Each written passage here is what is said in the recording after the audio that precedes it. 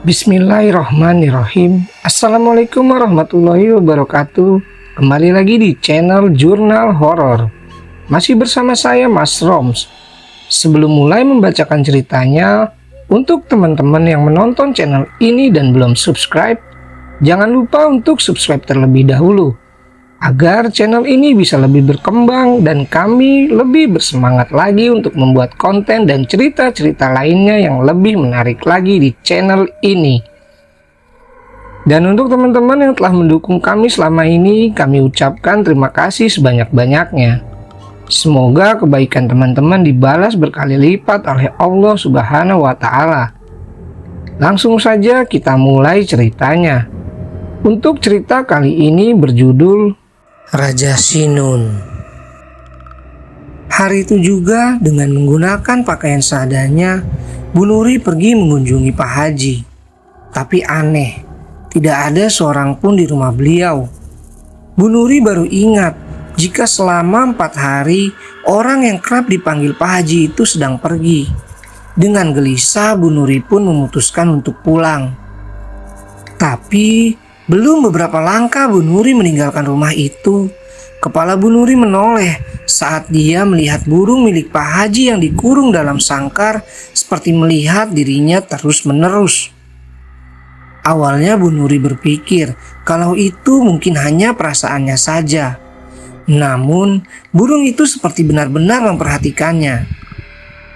Maka dengan perasaan bertanya-tanya, Bu Nuri mendekati burung berwarna putih tersebut. Seperti dugaannya, burung itu mengikuti kemanapun Bu Nuri berjalan, bahkan saat dia mendekatinya. Dengan perasaan yang campur aduk, Bu Nuri ingin melihat binatang itu lebih dekat. Sesaat ketika Bu Nuri sudah berdiri tepat di bawahnya, satu tangannya terjulur untuk menyentuh sangkar yang dibuat dari batang bambu. Sementara kepala dan mata burung itu masih melihatnya. Binatang itu begitu tenang sebelum keleparan sayapnya mengejutkan Bu Nuri. Iya, tanpa diduga-duga burung itu tiba-tiba mengepakkan sayapnya dengan kasar sambil mengeluarkan suara yang berbeda seperti awal ketika Pak Haji mengurus burung ini. Tak hanya itu saja, badan dan kepalanya bahkan rela dihantamkan pada batang sangkar hingga menimbulkan suara bising. Bu Nuri yang tersentak karena perubahan sifat binatang itu hanya bisa mundur sambil memperhatikan binatang itu, seperti ingin menyiksa dirinya sendiri. Tak lama kemudian, sangkar itu terhantam jatuh dan membuat kerusakan fatal. Sementara burung itu terkelapar tak berdaya. Melihat kegilaan itu, Bu Nuri kemudian mendekat. Melihat bagaimana kondisi peliharaan milik Pak Haji. Ada ketakutan di dalam dirinya mengenai bagaimana Pak Haji nanti kalau tahu apa yang terjadi di sini. Seperti yang Bu Nuri duga, binatang itu hanya bisa diam saat Bu Nuri menyentuhnya. Sepertinya tenaga binatang itu sudah habis. Hanya saja ada perasaan aneh saat Bu Nuri melihat binatang itu yang dalam kondisi tak berdaya. Tiba-tiba saja seperti ada yang membisik di telinganya untuk mengakhiri nyawa binatang malang itu. Perasaan itu terus-menerus bertambah kuat hingga pada akhirnya di genggaman tangan Bu Nuri. Tanpa ada sebab yang jelas, Bu Nuri kemudian mematahkan leher binatang yang tak lebih besar dari telapak tangannya. Setelah itu barulah Bu Nuri sadar akan perbuatannya. Dengan perasaan semakin gelisah, Bu Nuri meninggalkan rumah itu. Di dalam bus ketika perjalanan pulang, Bu Nuri merasa semakin ganjil dengan tubuhnya. Sejak tadi, dia merasa sendirian padahal di dalam bis ramai orang duduk di sekitarnya. Hanya ada suara-suara orang yang membisikinya dalam bahasa Arab yang lembut. Anehnya, hanya Bu Nuri yang mendengar.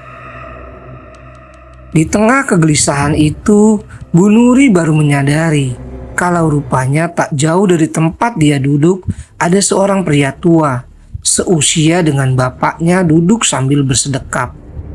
Pria tua ini sejak tadi memperhatikannya. Bahkan sorot matanya tak bergerak sama sekali. Ia terus memandanginya. Entah sudah berapa lama sejak dari rumah Pak Haji, pria tua yang memiliki rambut keputih-putihan karena usia itu masih memperhatikannya. Bahkan saat orang di sampingnya mengingatkan kalau jalan tempat orang tua itu harus turun baru saja dilewati. Tapi pria tua itu hanya menjawab kalau dia masih ingin duduk dan mengikuti kemana bis ini akan membawanya. Sambil sorot matanya masih melihat Bu Nuri dengan tatapan mata yang terasa ganjil dan menakutkan. Tinggal beberapa ratus meter lagi Bu Nuri harus turun. Tapi dengan kondisi seperti ini rasanya berbahaya kalau Bu Nuri turun di dekat rumahnya. Maka untuk menghindari hal-hal yang tidak diinginkan, wanita parubaya itu meminta bis berhenti tepat di antara jalan desa. Untungnya ketakutan kalau pria tua itu ikut turun tidak terjadi. Karena setelah Bu Nuri menginjakkan kakinya di tanah, pria tua itu hanya melihat dirinya dari balik kaca bis sambil menganggukkan kepalanya, seolah sedang menyapa dirinya. Bu Nuri pun buru-buru pulang ke rumah. Hanya saja rasa lega karena mengira terbebas dari pria tua asing itu tak bertahan lama. Karena tak lama kemudian di depan rumah Bu Nuri sudah berdiri pria tua yang sama yang Bu Nuri lihat di dalam bis tadi. Kali ini pria tua asing itu melihat rumah Bu Nuri sembari hidungnya mengendus. Awalnya Bu Nuri ingin mengusirnya, tapi melihat pria tua itu yang memperkenalkan dirinya terlebih dahulu dan menjelaskan niatnya kalau ada sesuatu yang hitam mengikuti Bu Nuri dan kelak akan membahayakan orang-orang di dekatnya.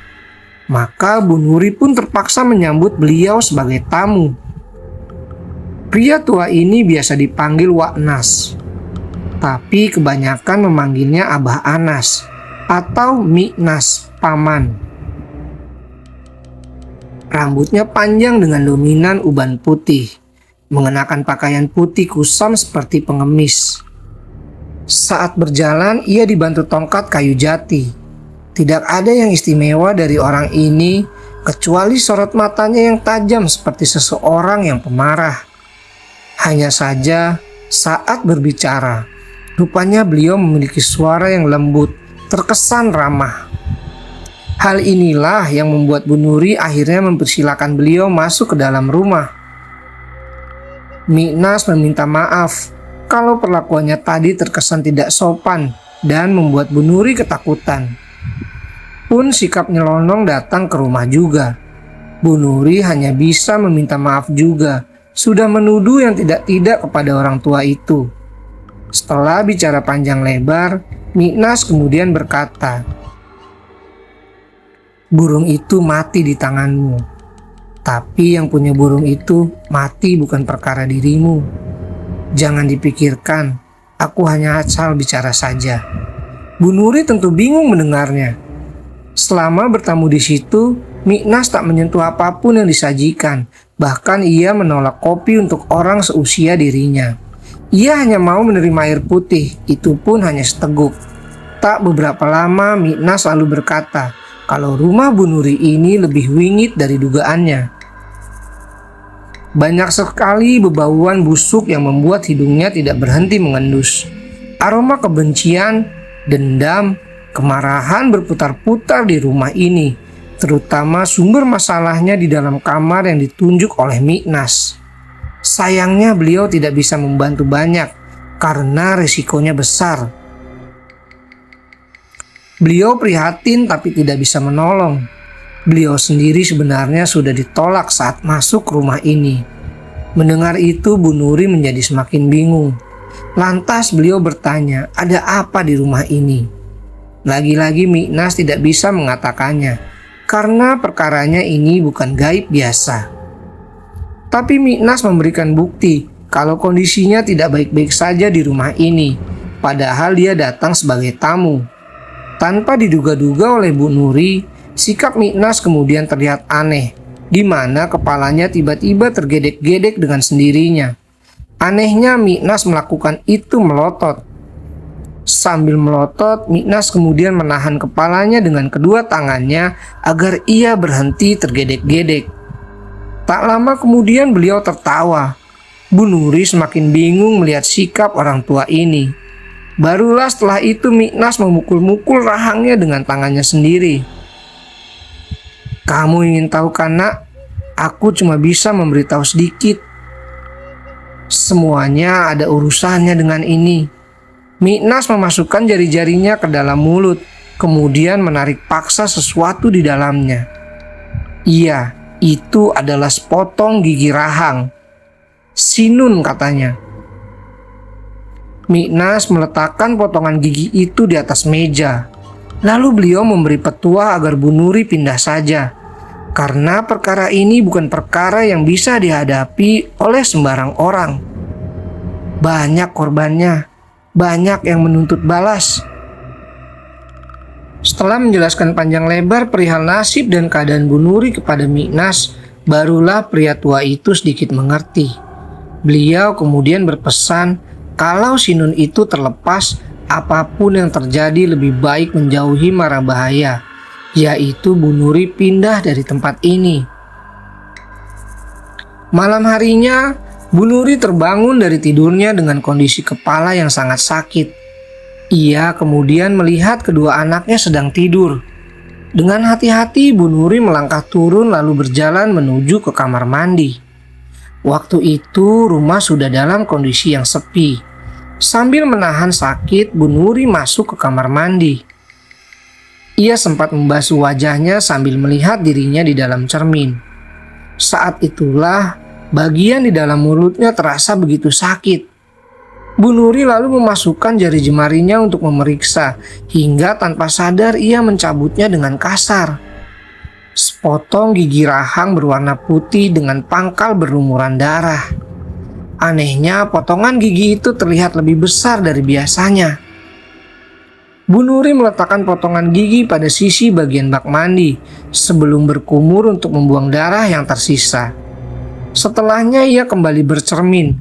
Namun di sana Bu Nuri melihatnya. Beliau melihat Mbah Gima sedang bergelantungan di belakang tubuhnya. Wanita tua mengerikan itu melotot melihat Bu Nuri sambil menganga dan menunjukkan isi di dalam mulutnya yang dipenuhi gigi-gigi manusia. Bu Nuri kembali ke kamar, tapi ia tiba-tiba terdiam sangat lama, memandang kedua anaknya yang sedang tertidur di atas ranjang.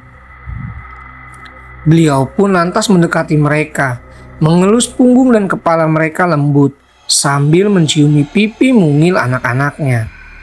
Tak lama kemudian, satu anaknya terbangun. Dia si anak tengah. Ia sempat terkejut saat melihat Bu Nuri, tapi anak itu segera beliau tenangkan. Dengan gerakan tangan yang lembut, Bu Nuri memasukkan jari tangannya pada mulut anaknya itu, lalu mencabut satu giginya yang paling ujung. Hal itu pula yang dia lakukan kepada anak bungsunya. Selepas itu, barulah Bu Nuri menulis sesuatu dari noda darah yang ada di gusinya. Sesuatu yang terlihat seperti Raja Sinun. Ia kemudian membungkus kedua gigi anaknya ke dalam kertas itu. Kemudian meremasnya sebelum menelannya bulat-bulat. Setelahnya barulah Bu Nuri pergi tidur, tepat di antara kedua anaknya yang kini memeluk tubuhnya. Sementara di sekitar ranjang tempat tidurnya tiba-tiba saja sudah dipenuhi sosok pocong dan mayat mati yang pernah Bu Nuri lihat. Semua makhluk itu membaca seperti kalimat-kalimat Arab. Suara-suara mereka terdengar sangat marah dan membenci Bu Nuri. Tapi Mbah Gima yang duduk di atas tubuhnya tertawa-tawa sambil menggaruk-garuk rambutnya. Detik itu juga, Septi dan Pras akhirnya meminta tolong kepada tetangga-tetangga yang ada di kanan kiri rumah. Termasuk mendatangi rumah Pak RT yang saat itu sedang melihat wajah mereka dengan sorot mata terbelalak. Pak RT tidak pernah menduga ada hal seperti ini di wilayahnya. Menjelang maghrib, sudah banyak warga yang berkumpul di rumah kontrakan milik Septi. Ada yang datang dengan niat membantu, ada pula yang sekedar ingin mencari tahu. Mereka semua penasaran dengan apa yang sebenarnya terjadi di rumah bercat warna krem tersebut.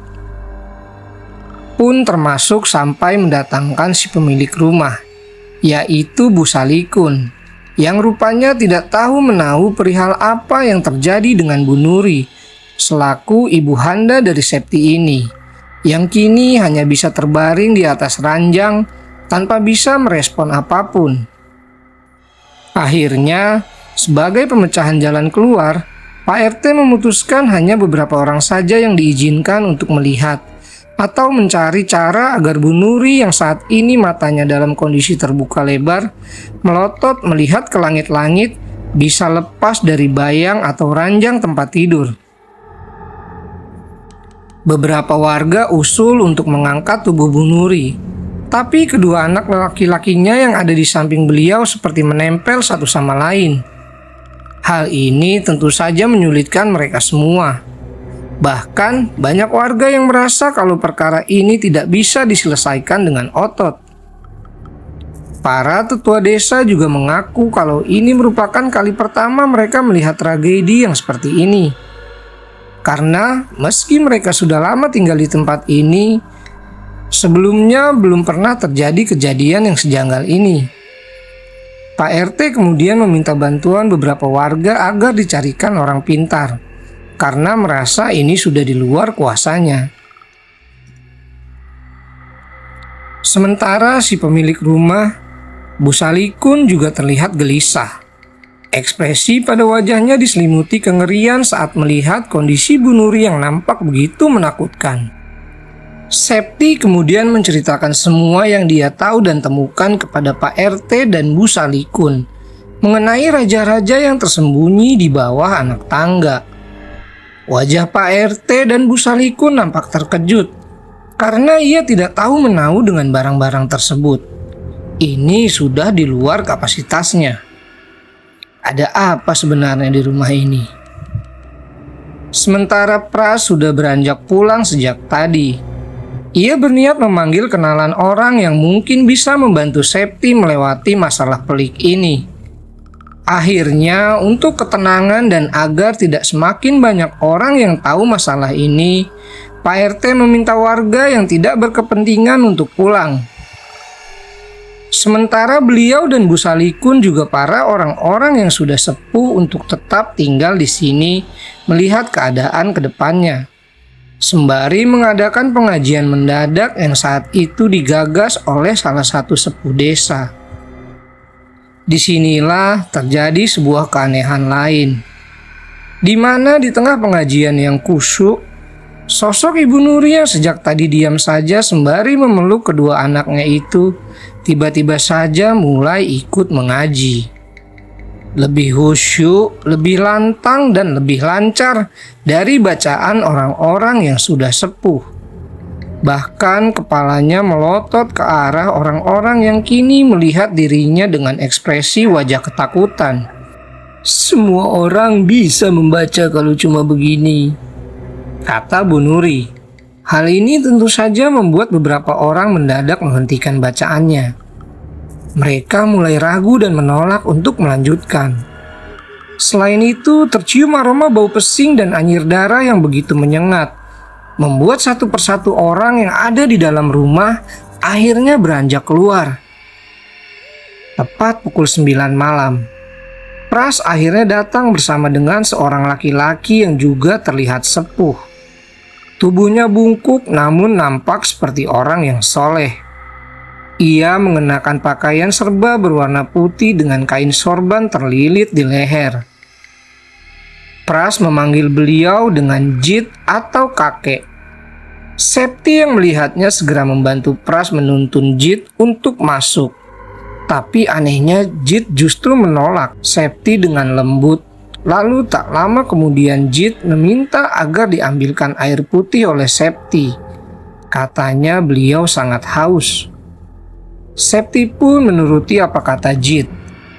Ia buru-buru pergi ke dapur untuk mengambil air. Tapi anehnya, Jit masih berdiri di luar pintu pagar.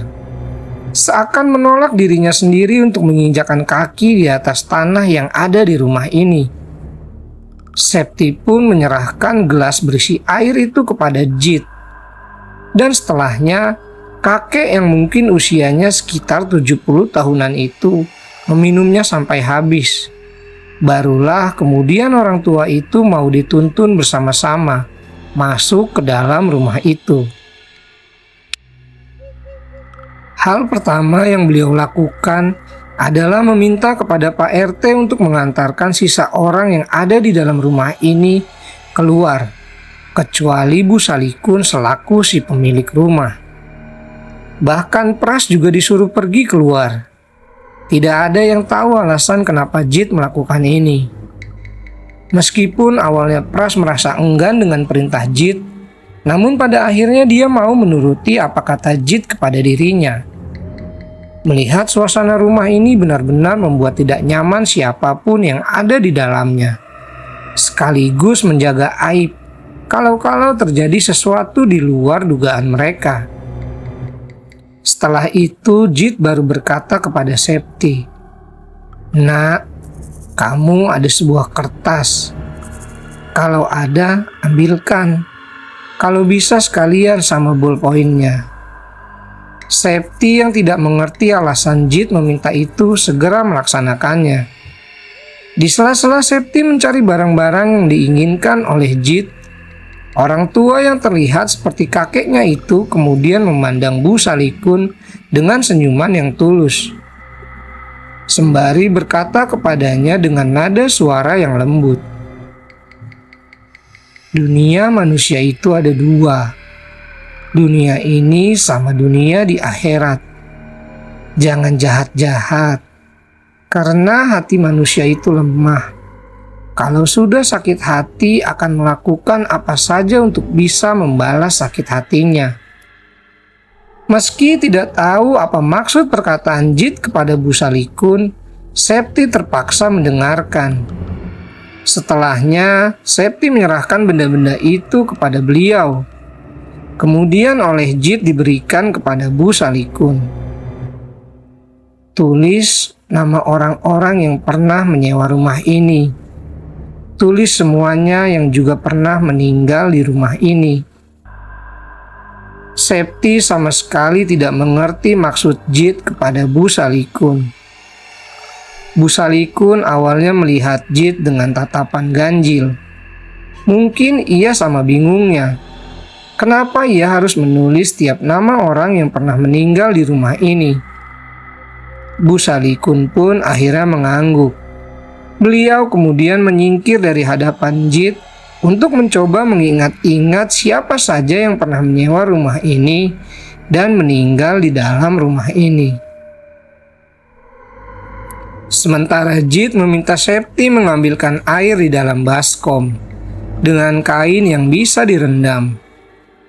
Dengan susah payah, Jit berjalan tertatih-tatih dengan badan yang sudah bungkuk, mendekat masuk ke dalam kamar tempat Bu Nuri dan kedua adik Septi sedang berbaring.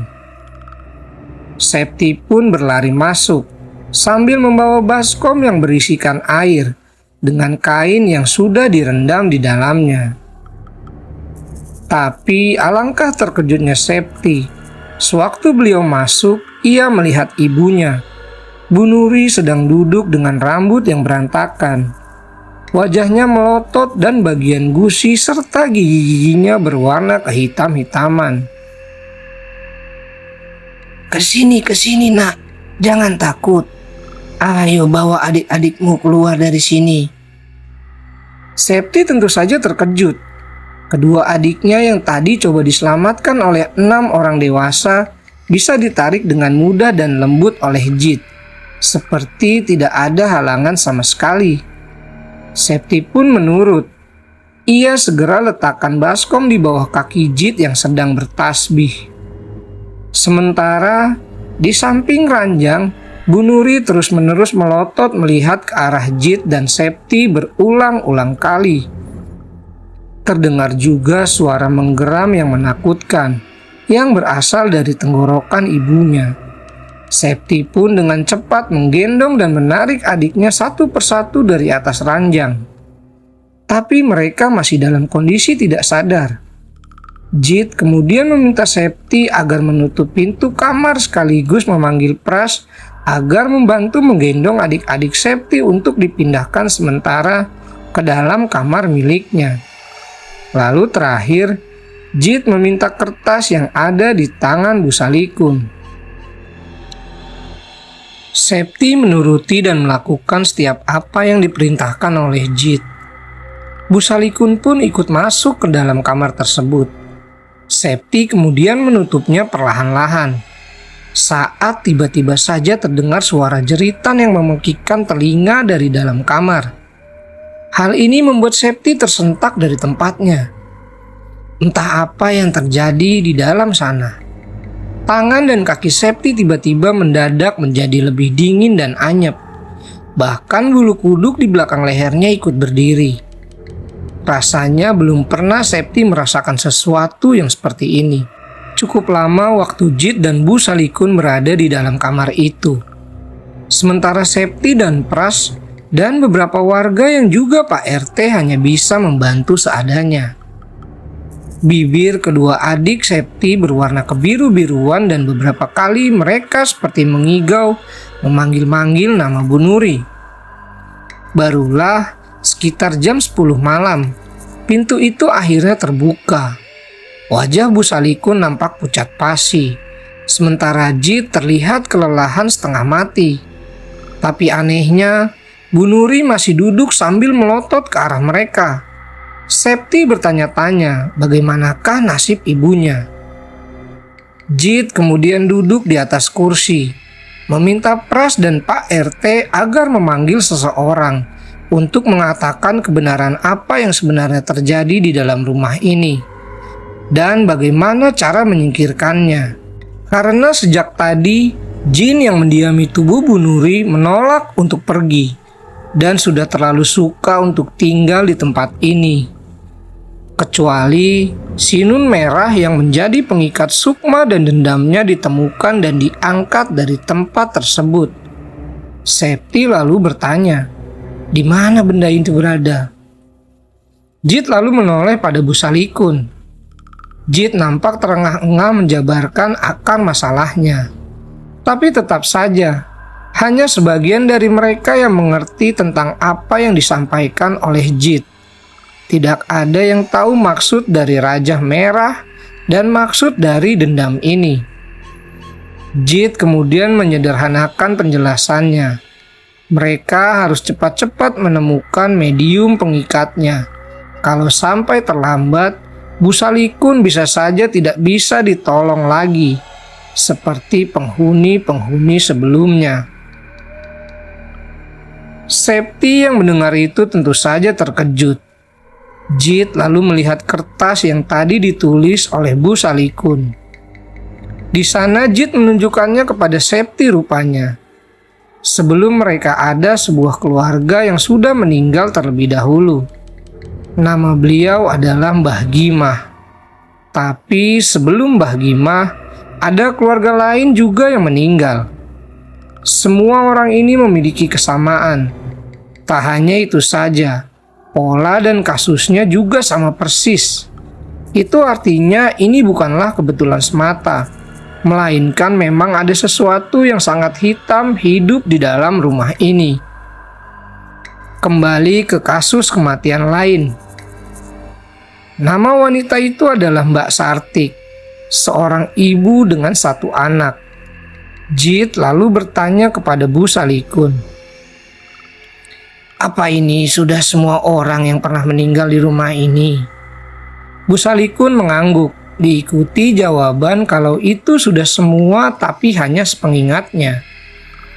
Namun, Jit seperti masih belum puas dengan jawaban Bu Salikun. Sehingga beliau bertanya sekali lagi kepada Bu Salikun agar mengingat-ingat. Tapi ia merasa sudah menulis semuanya. Beliau kemudian menjelaskan kalau rumah ini adalah rumah warisan dari pendahulunya. Dan sejak dipegang oleh bapak ibunya, rumah ini sudah dikontrakkan. Bila ini berkaitan dengan hal itu, Bu Salikun meminta waktu, setidaknya 1 hari untuk mencari tahu masalah ini. Beliau harus memeriksa arsip tanda tangan perjanjian milik bapak ibunya yang dulu. Jit pun mengangguk. Beliau lalu berpesan kalau ada alasan kenapa sampai Jit melakukan ini, karena sekarang perkaranya sudah menjadi urusan hidup mati orang. Bu Salikun pun kemudian berpamitan pergi. Setali 3 uang. Jit juga akan pulang bersama dengan Pras. Maka Jit berpesan kepada Septi sebelum kepergiannya untuk sementara Bu Nuri sudah sedikit lebih tenang dari sebelumnya. Tapi lebih baik Septi untuk tidak mendekatinya lebih dulu. Dan sejak tadi Jit juga sudah mengatakan kepada beliau untuk sementara waktu tidak keluar dari dalam kamar. Dan beliau meminta agar Bu Nuri senantiasa terus-menerus berwirid kalau merasa ada yang mengganggu di dalam dirinya. Begitu pula dengan Septi untuk tidak berhenti mendoakan ibu. Esok hari Jit akan datang lagi berkunjung ke rumah. Jadi malam ini Jit berharap Septi dan kedua adiknya yang saat ini masih terlelap di dalam kamar untuk tidak sekali-kali membuka kamar Bu Nuri apapun yang terjadi. Kamar itu sudah dikunci rapat, jadi tidak ada alasan untuk membuka. Septi awalnya enggan menerimanya. Bagaimanapun, ia masih berharap ibunya baik-baik saja. Karena apa yang sudah terjadi di dalam rumah ini benar-benar sudah merontokkan akal sehatnya. Ia tidak mau kalau sampai terjadi sesuatu yang tidak menyenangkan kepada beliau. Tapi Jit kemudian meyakinkan Septi, selama pintu itu tidak dibuka sampai Jit kembali ke sini, tidak akan ada yang terjadi. Lagi pula, Jit memberi nasihat kepada Septi kalau tidak ada yang perlu ditakutkan dari makhluk yang dipenuhi oleh dusta, seperti jin dan sebangsanya. Malam pun semakin larut. Sampai tidak ada lagi satu orang pun yang ada di rumah ini, kecuali Septi dan keluarganya. Kedua adiknya masih terlelap dan tubuh mereka sudah tidak sedingin tadi. Septi tidur di samping mereka sambil menatap ke arah pintu kamarnya. Septi tidak pernah menduga sebelumnya kalau semuanya akan menjadi seperti ini. Dan siapa juga yang mengira kalau di balik pintu kamarnya ada kamar tempat ibu dan makhluk itu sedang berada. Ia berharap malam ini Septi bisa melewatinya tanpa ada sesuatu yang buruk yang terjadi. Seperti fisiknya, mental Septi juga semakin melemah seiring waktu berjalan. Matanya kian tak tertahankan dan rasa kantuk nyaris sudah memenuhinya. Saat Septi akhirnya tertidur dalam lelap, Septi mulai terhanyut dalam mimpinya. Dan saat itulah ada yang mengetuk pintu kamarnya. Septi berdiri lalu berjalan menuju ke pintu.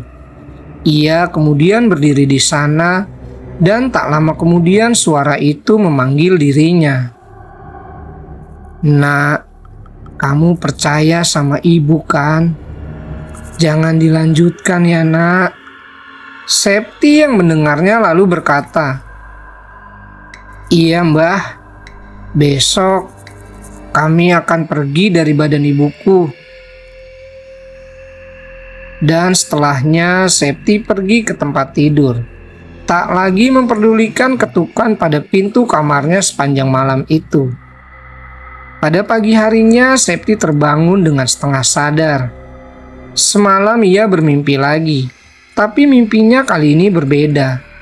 Ia melihat sepotong tali dan kaki yang menggantung di atas langit-langit kamar ibu. Selain itu, ada jeritan dari suara yang tertahan di tenggorokan. Awalnya Septi berpikir itu Mbah Gima, sosok wanita tua yang dirinya tahu dari lembaran foto dan cerita orang-orang yang pernah mengenalnya. Bahkan Septi tahu seluruh anggota keluarganya yang mana membuatnya sedikit terkejut. Tapi sepertinya Septi salah. Sosok itu mungkin sosok lain. Septi membuka mata dan melihat kedua adiknya tiba-tiba berdiri di depan pintu kamar ibunya. Tak lama kemudian, setelah mereka melihat Septi, bersama-sama mereka berkata kepada Septi, "Mbak, tolong ibu. Ibu dikurung di atas kuburan. Mbak, tolong ibu." Begitu kata mereka berulang-ulang kali. Septi sebenarnya tidak mengerti, tapi kenapa dua adiknya bisa mengatakan sesuatu secara bersamaan seperti ini. Tak lama kemudian, terdengar suara pintu rumah Septi diketuk.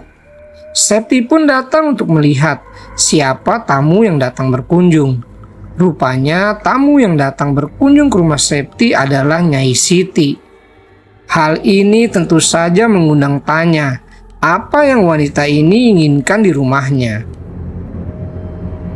Nyai Siti lalu menjelaskan maksud kedatangannya. Rupanya beliau sudah mendengar apa yang terjadi dengan Bu Nuri dari kabar burung yang sampai di telinganya. Septi hanya diam saja sewaktu wanita itu menjelaskannya. Di tengah-tengah percakapan mereka, Septi kemudian memotong pembicaraan dengan berkata, apakah benar kalau Nyai Siti adalah anak dari Mbah Gimah?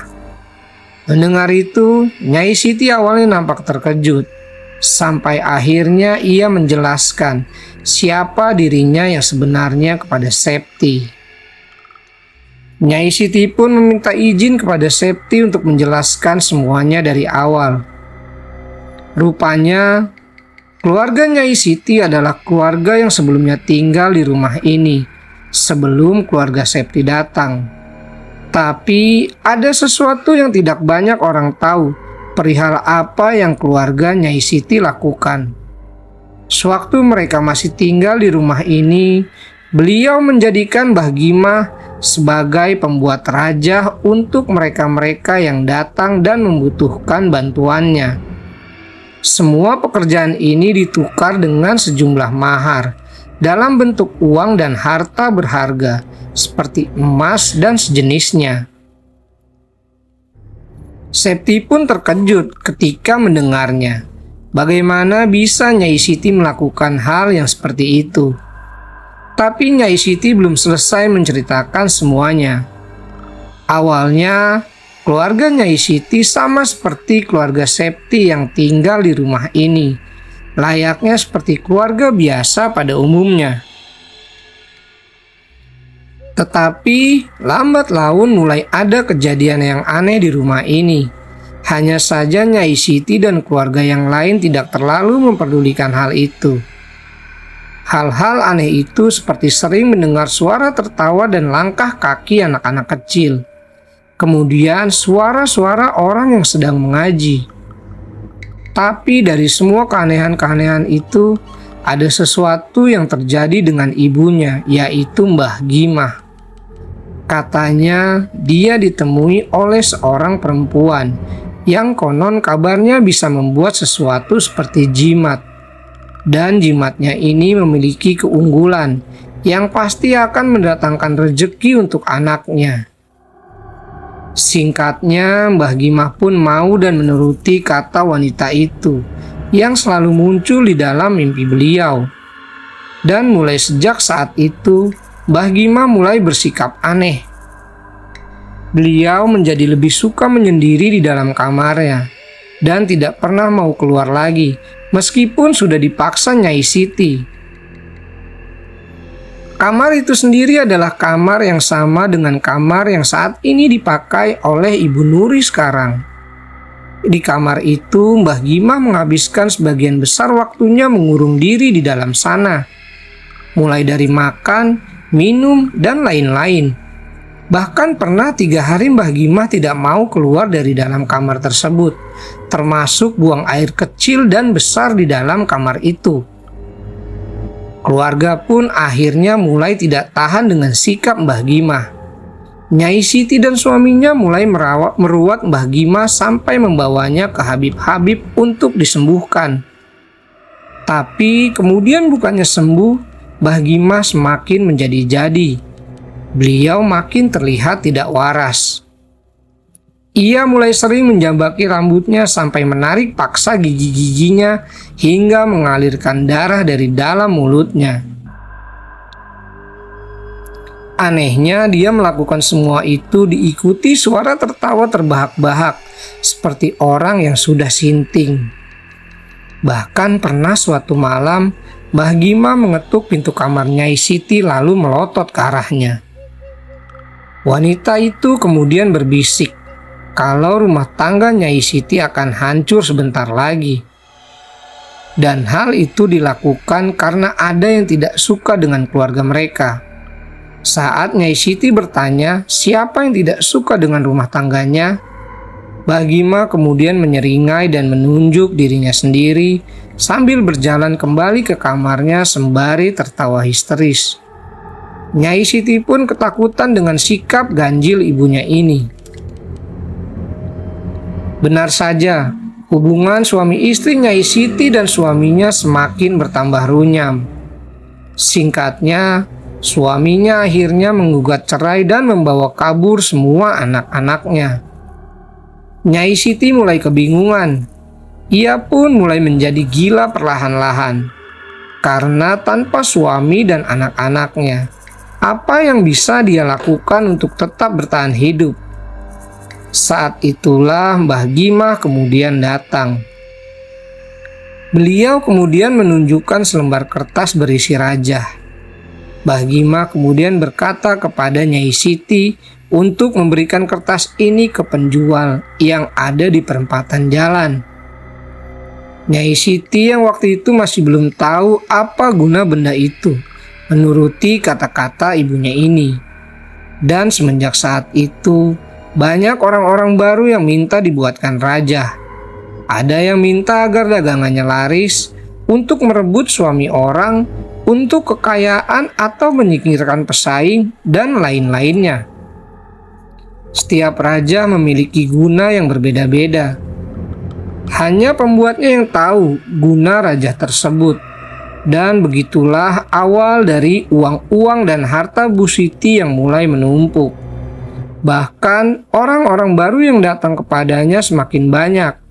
Itu pun sebagian diisi oleh para pejabat. Tapi siapa yang menduga kalau bagai api dalam sekam, hal yang dilakukan Mbah Gima mendatangkan sesuatu yang buruk.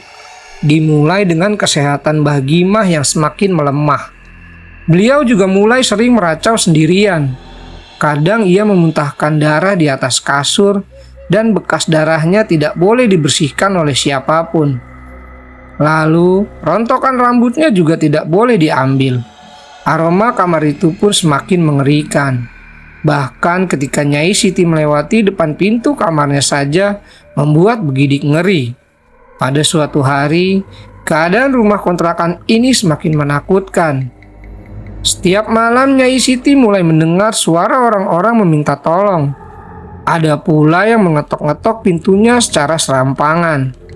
Bahkan pernah sesekali Nyai Siti melihat puluhan orang berdesak-desakan meminta masuk ke kamar Mbah Gima. Dan Nyai Siti melihat itu dari lubang pintu kamarnya yang sekarang menjadi kamar septi. Akhir dari hidup Mbah Gima pun berakhir tepat di malam Jumat Kliwon. Waktu itu Mbah Gima menangis meminta agar seluruh uang yang didapatkan dari praktek ini dibakar atau dibuang ke sungai. Tapi Nyai Siti tidak tahu harus menjawab apa, karena sebagian uang-uang itu sudah masuk ke dalam perutnya. Maka Mbah Gima meminta gelas berisi air dan menyuruh Nyai Siti menelannya bulat-bulat, dan kemudian tetap membuang semua uang-uang itu. Setelahnya barulah Mbah Gima bisa meninggal. Itu pun dengan cara yang sangat keji. Kulitnya menghitam seperti orang yang dibakar. Selepas itu, Nyai Siti memutuskan untuk keluar dari rumah ini secepatnya. Peduli setan dengan barang-barang yang ditinggali sebelumnya. Itulah cerita bagaimana Mbah Gima bisa sampai di titik paling hitam dalam hidupnya. Hal itu bukan karena ibu Nyai Siti merapak ilmu hitam, melainkan makhluk lain yang begitu jahat dan keji sudah tinggal di kamar tersebut sebelumnya. Sosok itulah yang membuat Nyai Siti datang lagi. Setelah menceritakan hal itu, Nyai Siti melihat ke arah Septi. Ia meminta tolong agar diizinkan untuk melihat kondisi Bu Nuri sekaligus ia ingin sambang. Septi pun akhirnya setuju karena merasa kasihan dengan beliau. Sewaktu pintu kamar itu dibuka, kedua adiknya berhamburan masuk dan memeluk tubuh Bu Nuri yang sedang tertidur di atas ranjang. Tapi cepat-cepat Nyai Siti menarik kedua tangan adik-adik Septi dan meminta agar Septi memegangi mereka berdua. Bu Nuri pun membuka mata dan melotot melihat Nyai Siti yang datang. "Ternyata benar, kau masih saja seperti ini, Nek," kata Nyai Siti melihat Bu Nuri yang kemudian bangun dan duduk, lalu menyeringai ke arah Nyai Siti yang sedang berdiri. "Oh, kamu, Nak, apa kamu kangen dengan saya?" Nyai Siti membuang muka, kemudian beliau berkata, "Aku kesini untuk pamit dengan kamu karena aku sudah tahu di mana kuburanmu berada, Nek. Jadi, kembalilah ke duniamu yang laknat itu." Nyai Siti lalu menarik Septi dan kedua adiknya untuk keluar dari kamar. Sementara Bu Nuri tertawa terbahak-bahak dari dalam kamar. Singkatnya, Nyai Siti menemani Septi sampai Jit dan Pras datang. Begitu juga dengan Bu Salikun yang kemudian memberitahu kalau sewaktu orang tuanya masih menjadi pemilik kontrakan ini, ada satu orang yang ditemukan meninggal karena gantung diri. Jit pun langsung tahu. "Orang ini, di mana rumahnya?" katanya dengan ekspresi wajah yang cukup serius. Nyai Siti yang mendengar itu kemudian langsung menyela mereka. "Saya tahu di mana orang ini tinggal. Bahkan saya tahu di mana dia dikuburkan, Jit." Jit pun nampak terkesan, entah kesulitan seperti apa yang sudah dilewati oleh Nyai Siti ini. Tapi sebentar lagi Bu Nuri bisa saja ditolong kalau menemukan kuburan beliau ini. Maka Jit kemudian mengatakan satu hal terakhir kepada Bu Salikun. "Ikut sama mereka, Nduk. Lalu pada ahli warisnya minta maaflah, pengganti dari apa yang sudah dilakukan oleh orang tuamu dulu. Rasa sakit hati ini harus dilunasi, biar rumahmu ini bisa ditinggali dengan layak lagi." Bu Salikun tidak mengerti. Maka Jit membawa dirinya menjauh dari orang-orang, termasuk Septi. Di sana Jit nampaknya memberitahukan semua alasan dan kenapa semua ini bisa terjadi, termasuk hubungan antara kuburan yang akan mereka datangi ini dengan keluarga Bu Salikun. Selama di perjalanan, Bu Salikun hanya diam saja dan melihat keluar jendela terus-menerus. Septi sebenarnya ingin bertanya apa yang Jit katakan kepada beliau. Namun Septi kemudian mengurungkan niatnya saat melihat Pras menggeleng-geleng kepadanya, seolah mengatakan jangan kepadanya. Di sana, di sebuah rumah yang terbuat dari gubuk, Septi dan yang lain datang mengetuk pintu. Tak lama kemudian, keluar seorang wanita tua yang mungkin berusia 60-an.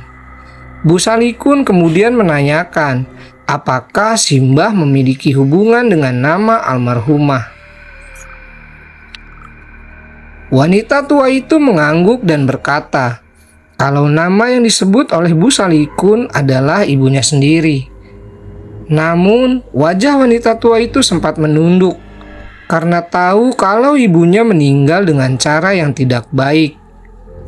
Bu Salikun lalu meminta maaf kepada beliau atas segala perbuatan yang pernah dilakukan oleh keluarganya.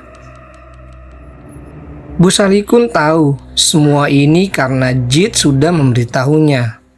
Tidak hanya itu saja, Bu Salikun meminta berbicara empat mata dengan beliau karena ada sesuatu yang harus diluruskan. Selang beberapa saat kemudian, Bu Salikun mengatakan kalau ahli warisnya bersedia untuk membongkar makam almarhumah. Maka dibantu warga sekitar, kuburan itu digali dan benar saja, di dalamnya ditemukan kain kemunir hitam yang mana di baliknya terdapat sobekan kertas berwarna kuning tua dengan coretan-coretan seperti raja yang dibungkus dengan rambut dan noda merah hitam seperti darah yang sudah lama mengering. Ahli waris pun menjelaskan kalau sebelum ibunya ditemukan oleh warga karena gantung diri, ada surat wasiat yang meminta almarhumah agar dikubur dengan kantong kemunir berwarna hitam ini. Pihak keluarga tidak tahu kalau ada efek pada benda yang mereka kira bagian penting dari kehidupan almarhumah semasa hidup. Keluarga pun menyanggupi surat wasiat tersebut tanpa mengetahui kalau benda ini rupanya adalah media untuk mengikat ilmu hitam yang selama ini ibunya memang pelajari. Beliau pun juga memberitahu kalau ibunya dulu memang bukan orang yang baik semasa masih hidup, karena gemar mempelajari ilmu-ilmu hitam yang diajarkan oleh gurunya. Hanya saja beliau tidak bisa memberitahu siapa gurunya kepada Bu Salikun, karena merupakan perkara yang lain. Sesuai instruksi Jit, kemunir itu kemudian dibawa pulang setelah urusan dengan ahli warisnya selesai. Bu Salikun juga terus-menerus meminta maaf, dan beliau juga sudah dimaafkan oleh keluarga besarnya. Jit yang sejak tadi berada di rumah pun akhirnya mengambil kemunir itu. Dia bilang akan segera memusnahkannya. Hanya saja menghancurkan raja memang tidak mudah. Tapi dengan benda ini di tangannya hanya masalah waktu sampai Bu Nuri akan segera kembali normal. Dan benar saja, semenjak peristiwa itu, Bu Nuri mulai bisa memanggil Septi dan kedua adiknya kembali. Beliau juga sudah mulai bisa berjalan seperti orang normal. Tapi setiap malam dia masih sering melihat wanita tua itu bergelantungan di atas langit-langit. Sebelum Bu Nuri sadar seperti ini, ia sempat dibawa ke sebuah kuburan dengan menyaksikan tubuh wanita yang gantung diri itu dilahap oleh sekumpulan orang-orang yang tubuh dan wajahnya hancur dengan berdarah-darah di sekujur tubuhnya. Bu Nuri menyaksikan itu setiap hari. Untungnya semua peristiwa mengerikan itu sudah berhasil dilalui Septi dan keluarganya. Kini semenjak kejadian itu, kamar itu akhirnya dikosongkan. Mereka memilih untuk tidur di dalam kamar Septi yang memang ukurannya cukup luas, sampai tenggat waktu sewa kontraknya habis. Setelah tenggat sewa kontraknya habis, Septi pun berpamitan kepada Bu Salikun. Bu Salikun sendiri memohon maaf atas apa yang terjadi dengan keluarganya. Beliau juga meminta Septi untuk tidak menceritakan perihal masalah yang sudah terjadi, soal apa yang ada di dalam kamar itu. Bu Salikun juga sudah diberitahu oleh Jit kalau makhluk yang ada di sana tidak akan sampai mencelakai lagi. Mungkin hanya sekedar menampakkan diri sesekali. Tapi keseluruhan rumah kontrakan milik Bu Salikun sudah terlihat seperti rumah biasa pada umumnya. Septi pun berjanji kepada Bu Salikun, karena bagaimanapun juga wanita itu sudah sangat membantu keluarganya selama melewati masa-masa sulit itu. Sejak saat itu, Septi tidak pernah lagi tahu menahu tentang keadaan rumah kontrakan ini. Karena Septi sudah memiliki tempat tinggal yang baru, yang jauh dengan hal-hal seperti itu. Dan cerita pun selesai.